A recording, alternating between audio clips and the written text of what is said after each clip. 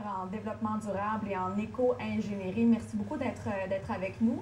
Monsieur Bertrand, vous avez été engagé par les avocats de l'Agroport, de Stoneham également, et vous avez été appelé à la barre. Vous avez témoigné lors du procès devant le juge en cour supérieure. Qu'est-ce que vous avez voulu mettre en lumière devant le juge? Premièrement, j'avais à répondre du mandat.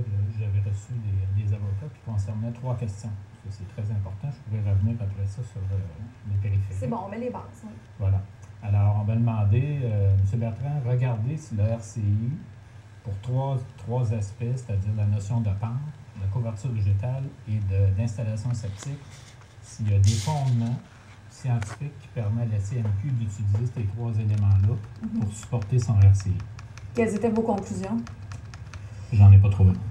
Et j'en ai pas trouvé en fouillant, mais aussi avant même que ça soit apporté en cours, j'ai eu la possibilité de siéger sur des comités techniques à la CMQ.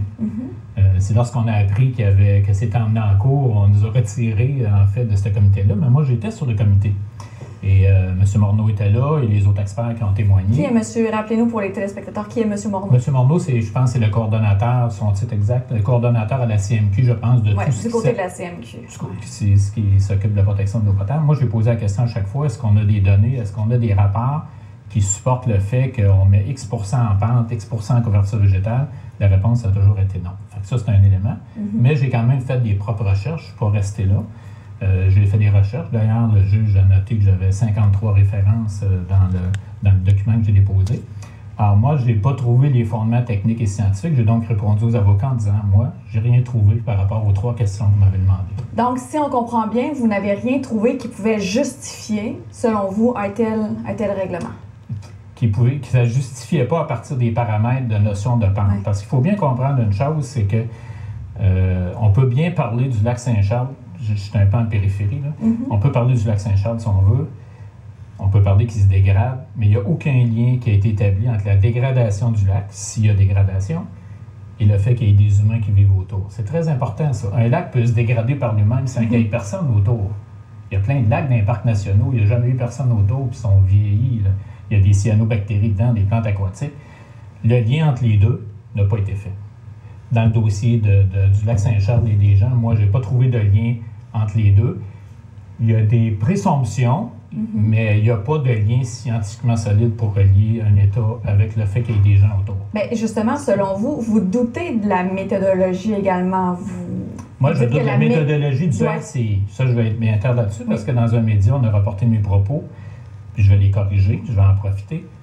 La méthodologie utilisée par la CMQ, c'est bancal. C'est un truc qui a été bricolé, qui n'a rien à voir d'ailleurs avec le fait que le gouvernement a fait un règlement, a sorti un guide pour appliquer. Tu sais, il faut le faire, là.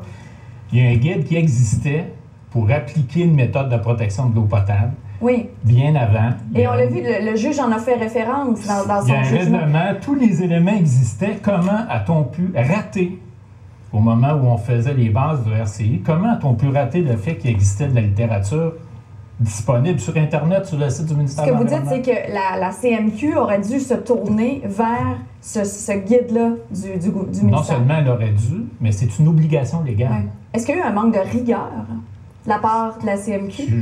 Je pourrais reprendre ces mots-là, mais il y a certainement eu un manque de connaissances.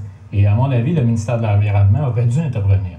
Et personnellement, je trouve qu'il aurait dû intervenir en disant « Oh là, nous, on a développé un règlement. » Et là, il faut savoir que tout ça, c'est issu de Walkerton. On va fêter d'ailleurs le 12 mai prochain les 18 ans de Walkerton. Walkerton, c'est une contamination d'eau potable. C'est ça qui a parti tout le bal au Canada. Ce qu'on vit ici, là, c'est pas juste au Québec, là, la protection de l'eau potable. Toutes les provinces sont assujetties à ça. Parce qu'il y a eu 7 morts et 2500 personnes qui ont été hospitalisées parce qu'il y a un mauvais contrôle de la qualité d'eau brute. Tout ça est parti de là.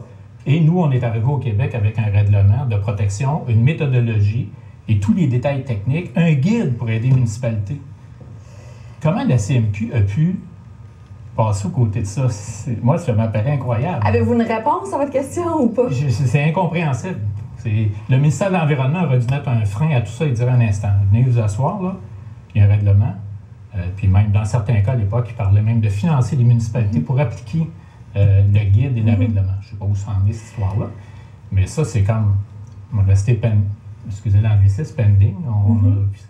Mais est-ce que du côté de la CMQ, selon vous, on a voulu aller trop vite, trop rapidement, on a vu trop gros? Certainement, trop gros, non. En imposant un regardez règlement la ville de Trois-Rivières, qui est 120 000 personnes, ou 120 150, mettons, est en appel d'offres actuellement pour faire le plan de protection de l'eau potable. Eux autres, il y a une prise d'eau dans la rivière Saint-Maurice. Je peux vous dire, la rivière Saint-Maurice, là, c'est immense, le bassin versant. C'est une des plus grosses rivières en Amérique du Nord et ils appliquent intégralement le règlement. Intégralement. Il existe, tout est défini. Ils ont dit, vous soumissionnez sur le règlement du ministère de l'Environnement et vous appliquez la méthode. Bien, c'est ce qu'on se serait attendu. Et à mon avis, c'est ce qu'ils devraient faire. Oui, bien, c'est ça que j'allais vous poser comme question. Est-ce que c'est ça la solution, selon vous, de la part de la Ville de Québec? Oui, je crois. La CMQ, pardon. La CMQ. Je crois qu'actuellement, avec tous les données que j'ai eu l'occasion quand même de croiser dans mon travail, qui existent pour le lac Saint-Charles, la rivière, Stoneham, le lac Beauport, à mon avis, l'information existante est suffisamment rigoureuse pour qu'ils fassent un plan de protection, à mon avis, en l'espace peut-être 7-8 mois, puis ça serait déposé, puis ça serait fini, tout le monde serait heureux, puis ça serait légal, ça serait selon le règlement. Parce que je vais vous dire, comme expert, moi, si le RCI avait été appliqué, on aurait créé un faux sentiment de sécurité pour l'eau potable. Les gens auraient pensé que l'eau potable était protégée. Tout est beau. Alors que c'était absolument pas le cas. Absolument pas le cas. C'est pas une méthode qui était faite pour protéger de l'eau potable. On se demande à quoi ça servait. Bon, je laisserai eux la répondre, mais moi, je ne l'ai jamais compris. Alors, s'ils appliquent ce règlement-là, ils vont protéger les gens. Là, on parle de santé publique. Hein. On n'est pas en train de protéger des grenouilles, des oiseaux. Je ne veux rien contre ça non plus. On protège des humains, des citoyens. Walkerton, pensez des gens qui sont morts parce que la qualité d'eau n'a pas été protégée. Il faut avoir ça à l'esprit. Fort intéressant. Merci beaucoup, M. Bertrand. Ça me fait plaisir.